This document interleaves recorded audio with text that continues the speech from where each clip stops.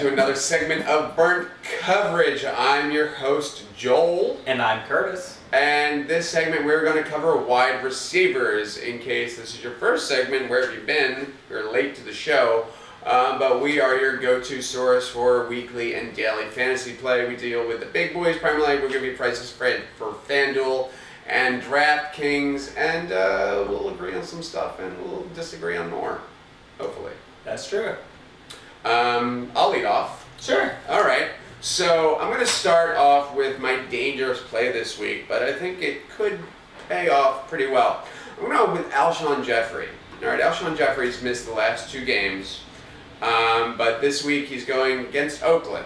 He's still questionable, but today's Wednesday night. He did practice today on a limited basis, so he's trending in the right direction towards being available for Sunday. And with the history of Alshon Jeffrey, if he gets a couple practices in, at least in a limited, even in a limited basis, he's usually good to go. We know that Alshon is never used as a decoy. And so now that I know this also sounds as an odd call coming from a team that has Jimmy Clausen as their quarterback and a team that just got shut out last week 26-0 by the Seattle Seahawks. But the one stat you need to know, and here it is that Jimmy Clausen has thrown 46 passes with Alshon Jeffrey on the field. And that dates back to last year when the oft-injured quarterback for the Chicago Bears was hurt again. So 46 passes. 19 of those 46 passes went to Alshon Jeffrey. That's 41%. 41% of the passes that Alshon Jeffrey has thrown as a Chicago Bear have gone to Alshon Jeffrey. That rate would beat the rate that Julio Jones is receiving passes from Matt Ryan this year, which would be an all-time NFL record. So he's going for 7,600 on FanDuel and 6,600 on DraftKings. It is a dangerous play. Yes, I'm admitting that, but he has such a high ceiling. The one time they played together last year, he went for 6 catches, 80 yards, and a touchdown. And I completely can see that happening again, if not multiple scores. Chicago has to score at some point, right? Oh, man. I'm glad you quantified your pick for Alshon Jeffrey.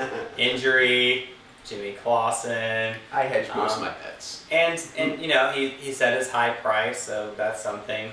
And I think you quoted a 680 and a touch, which is a decent game for a mid-range wide receiver. But he was that was the game last year, if I'm not mistaken, it was against Detroit Lions, and last year Detroit's team had a very good defense as opposed to the defense of the Oakland Raiders, which we've covered in a previous segment is non-existent.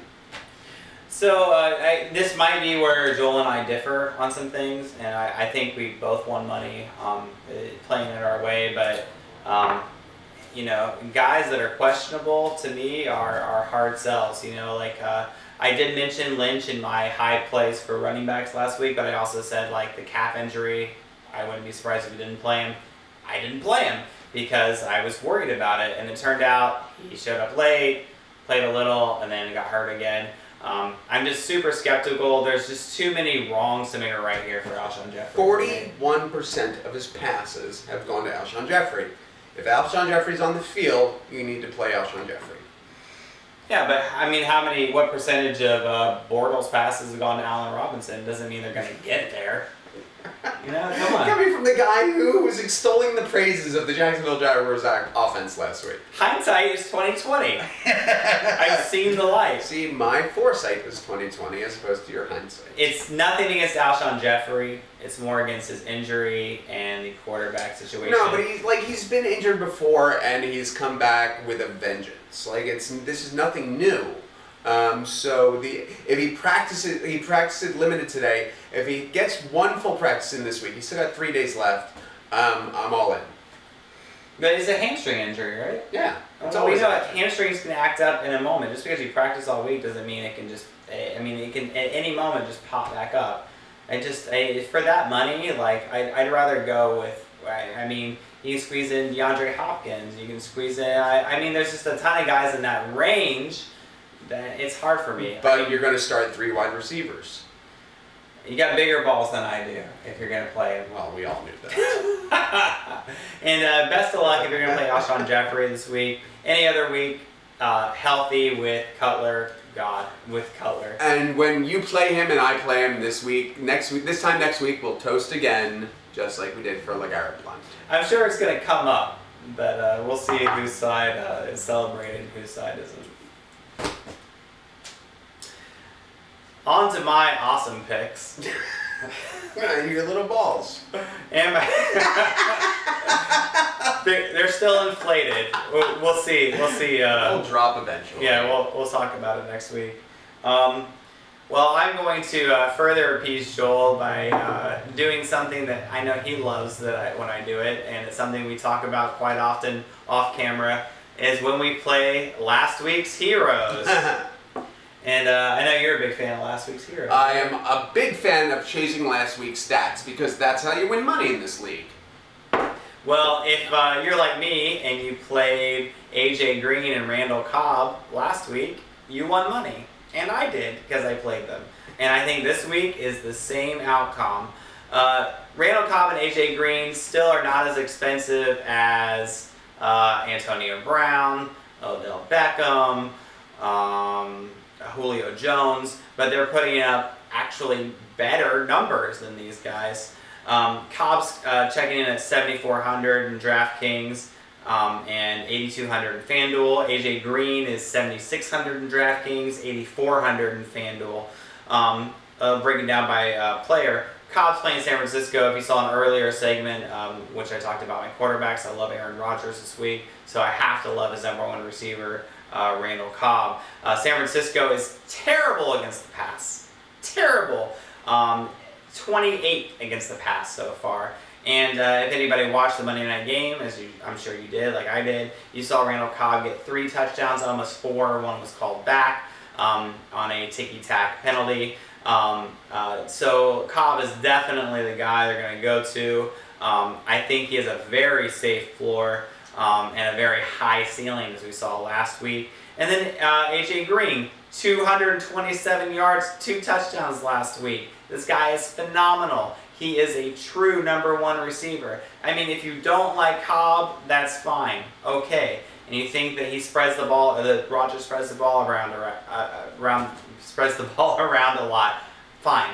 But Andy Dalton throws to AJ Green. AJ Green is guaranteed double-digit targets against Kansas City. This will probably be a competitive game. AJ Green is at home. Kansas City is the 32nd worst team against, or 32nd best team against the pass, which is the worst in the league. You can't go wrong on these guys. Squeeze in your cheap running backs, kickers, defense, quarterback, whatever, because these guys are going to blow up this week. Wait, so you want to be on record as saying that the Kansas City Chiefs and Cincinnati Bengal game will probably be a competitive game? Are you sure you want to make that strong of a statement that this NFL game between two NFL teams will probably be competitive? Are you sure? You don't want to back off from that statement? All right. I'll give you this chance. One last chance to We back did off. this in one take, so I say a word probably. I say one word probably. All right. I'll be on record saying that this will be a competitive game. There you go. Probably is about it. Make a decision. It will be a competitive game. Randall Cobb and AJ Green will both be fantastic plays in daily, standard, whatever leagues. I have no problem. Like what Randall Cobb has done is absolutely phenomenal. I was worried once Jordy went down if Randy Cobb could rise to the number one receiver status, and then early in last week's game when Devontae Adams went down, it was even more of the Randy Cobb show, and Aaron Rodgers literally had no one else to throw to. Like there was still a little bit of Lacey thrown in, a little bit of James Starks thrown in. But James Jones had a 100-yard game last week, though. Oh, well, James Jones is a Green Bay anomaly. I just don't get it. He was cast away and then brought back as the prodigal son.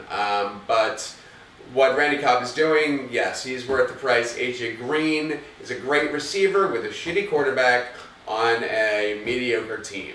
And he will not catch, I'll be on record saying he will not have 220 yards receiving this week. Wow, bold statements. Bet from, it. Bold statements Bet it. from that side of the couch.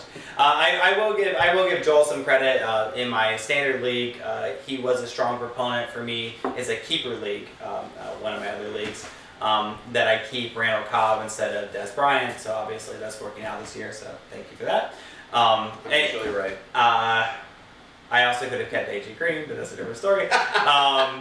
But I do have Randall Cobb, and I'm very happy about it. I just think that obviously the floor is very high with both of these players. Yeah. Very, very high. Well, I don't know. I think AJ Green has a lower floor than Randy Cobb does. Whoa, But whoa, whoa, whoa, whoa.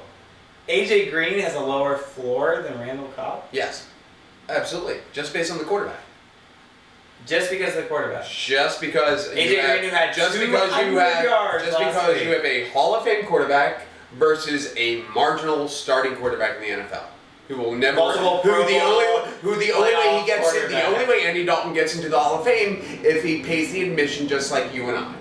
They're the only way he even sniffs the Hall of Fame. Yeah, but there have been... What? Go ahead.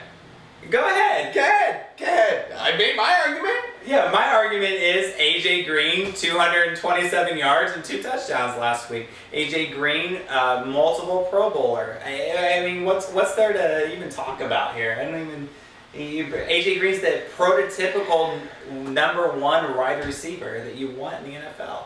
Do you think if AJ Green was on a team with a good quarterback, he wouldn't be one of the best wide receivers we've seen? If he was on the team with a good quarterback, and we wouldn't be having He's this putting up argument. numbers better than Julio Jones. Because- better than...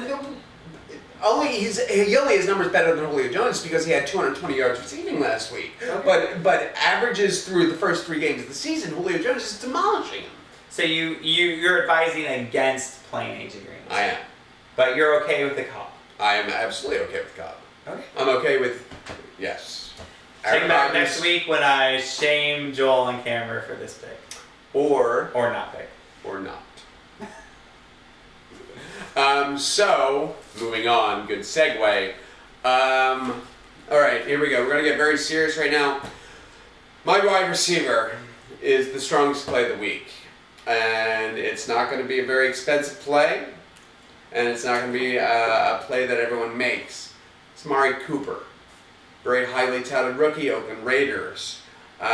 He's averaging 7 catches on 10 targets a game this season. 2 straight games of over 100 yards. Last week he went for 8 catches, 134 yards against Joe Hayden, who is a pretty good cornerback playing for the Cleveland Browns. And that's why against a Bears defense that has given up the 7th most fantasy points to wide receivers and just traded Jared Allen, Amari Cooper coupled with Derek Carr, they are my stack of the week. It's a lock that this is the week that Amari Cooper jumps from a highly touted rookie to a surefire player every week, DFS player. I was really hoping you were going to say surefire Hall of Famer. It was on the tip of my tongue, but I swallowed it. As much as we just had a spirited argument, God, I love Amari Cooper, and I really wish I could disagree. And with it's you. funny because Michael Crabtree's actually gotten more targets than Which I said Crabtree would do. Yeah, it's 27. It's close. It's 27 and 26, I believe, or 20 to 27 targets for Crabtree to Cooper. But Cooper's the guy. Crabtree's a nice complementary player. He's a true number 2. Yeah, but I think Carr and Cooper, what they're developing is just really your watch. If you're not watching Oakland games, watch Oakland games because they're really fun to watch. And the fact that they have no defense, just like you want to see points scored. This is a combination that will rival Rodgers and Cobb in the next 2 to 3 years. Well, that's saying something, and you'll see in other segments we're really high on the Raiders across the board this week. Yeah, both of us. we really are. I don't know if a Rodgers Cobb comparison is quite there. No, I'm saying 2 years from now, I think that's what they're building right now, and that's because Randy Cobb 2-3 years ago was was a nice receiver. Now he's a stud, and I think that's where we're headed with this combo, with this tandem. Yeah, and full disclosure, I already have on a couple tickets. Cobb, AJ Green, Amari Cooper, and obviously my counterpart thinks one of those guys is not that great. Not like the others. Not the others, but yeah, Amari Cooper. I picked him as one of my players. I let Joel go ahead and take the lead. We were both really high on him. I put in my notes, Amari Cooper. Is this the game? Is this the game where he breaks out? And it's gonna happen this year. It is, and it's sooner rather than later. Yeah, absolutely is. I mean, it's gonna be. It won't be an AJ Green game, but it'll be an eye-opening game. Mm-hmm. Absolutely, and I really think this week it's against Chicago, man. They're so bad. Yeah, it's sad. It's sad. Great franchise, terrible team. Only if you're from Chicago is it sad. I've been touting the high-end wide receivers, and I like Amari Cooper a lot. But if you are saying, you know what, I'm really high on some running backs this week. I'm really high on some high-end quarterbacks this week. I want to play Greg Olsen this week, and you don't have a lot of money. Well, guess what? This might be the week that those low-end wide receivers shine. And there's a bunch of them that really have some good matchups. Who are the Jacksonville Jaguars playing this week? That's an excellent question, Joel. The Jacksonville Jaguars are playing the Indianapolis Colts this week. And I think he's bringing this up because I have an affinity for Allen Hurns. And it hasn't hurt me yet by playing him. Not once this year. Allen Hurns is playing the Colts. And they are... they have their number one receiver, Allen Robinson, will be covered by Vontae Davis, who's one of the better corners in the league. So the best corner in the league. Okay. The best is one of the better. It's not an argument. The best is one of the better. We go back and forth on the best corner in the league is Revis. But that's a different show when we start doing defensive points. But anyway. Sorry. Yeah. Your segment. Go. Thank you. Yeah, I appreciate that. I really do. Vontae Davis would be on Allen Robinson. This isn't an Allen Hurns segment, but I do like Allen Hurns for the cheap price. He's paid every week. But a ton of low guys. Allen Hurns. Cecil Shorts against Atlanta. He's been getting a ton of targets. Even with Foster back, I think it'll be still on a fairly limited. I don't think we'll see full force Foster. We'll see. We'll probably mention that at some point again. Cecil Shorts, I like Marvin Jones against the worst pass defense in the league. Marvin Jones had a good week last week. His targets have increased each week. I think Marvin Jones can be a good play. Ted Ginn has led the team behind Greg Olsen. He's led all wide receivers in targets for the Panthers. Ted Ginn against a not so great Bucs defense. I'm pretty sure that they're going to be focusing on Greg Olsen and not so much on the wide receivers. So I think Ted Ginn's a good play. Robert Woods with no Sammy Watkins. I think the Jets. Who are they playing? Who? Giants. Bills. Yeah. Yeah. So the Bills are playing the Giants. Giants get no pass rush. So plenty of time to get Woods down the field. All these guys are under 4,000 in DraftKings. Hurns, Cecil Shorts, Marvin Jones, Ted Ginn, Robert Woods, all under 4,000. Very cheap plays. They're all producing. They're all getting a good amount of targets. So if you're looking to plug one of those in, just depending on how you like the matchups, I think any or all of them can be very good plays this week. Marvin Jones, I think, is such a forgotten player because of the injury that he had last year, so he missed a good chunk of the season, and he's really starting to come back on the radar, and he's very unheralded. And the Cecil Shorts point, I think, is great because he's getting a lot of targets, and I've been waiting for that one game. Cecil Shorts has done it in the league. The only problem with Cecil Shorts has been injuries. He just hasn't been able to stay healthy. There's going to be a week where Cecil Shorts breaks out. I don't think he makes it. It's a consistent thing, but there is one week where he'll go bonkers, and I would like to have him in my lineup when he does. Ted Ginn, no, not at all. Not Ted at Ginn is a return man, and that He's getting the at targets. I best, mean, they only have Funches, Cotchery's out. absolutely not. No, no, no, no. I mean, look Not at even look with at the your stats. money. He's leading in targets behind Olsen. Leading targets. How many catches does he have? He's leading not a lot. I mean, not a lot. I mean, 15 catches no, at least. not at all. Nothing. No, No, not even with your money would I bet on Ted Ginn Jr. Yeah, check it out. Check out his price, his targets, and his receptions, and you'll see. Until he plays for Yeah, it's gonna be Jacksonville. so fun next week when I can just When I'm point out right all. again. No.